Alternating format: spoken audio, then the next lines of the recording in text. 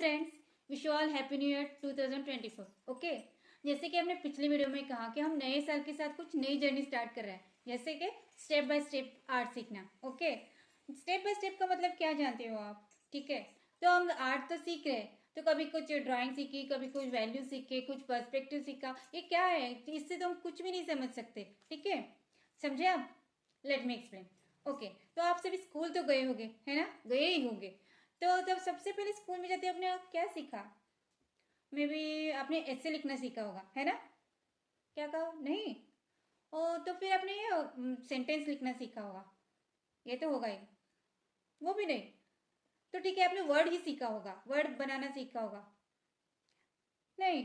तो आप कह रहे हो कि ये क्या पागल है? हाँ, मैं पागल तो नहीं हूँ, बट यही पागल हम आर्ट के लिए कर रहे हैं। ठीक है, तो हमें प्रिंसिपल से पता नहीं, फंडामेंटल से पता नहीं, तो हम आर्ट कैसे बना सकते हैं, कैसे सीख सकते हैं?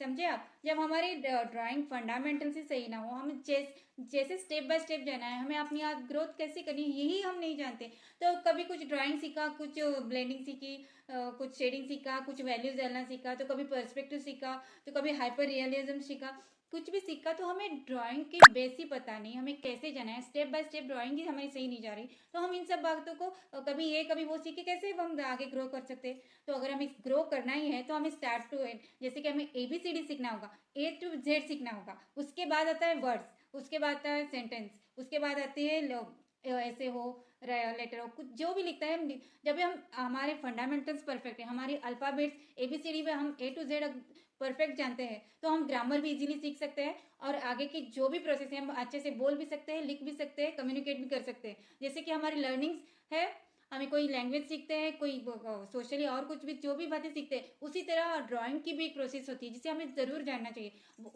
विदाउट, मतलब हम बिना जाने ड्राइंग को एक सही लेवल में, एक सही ग्रो के साथ नहीं ले जा सकते।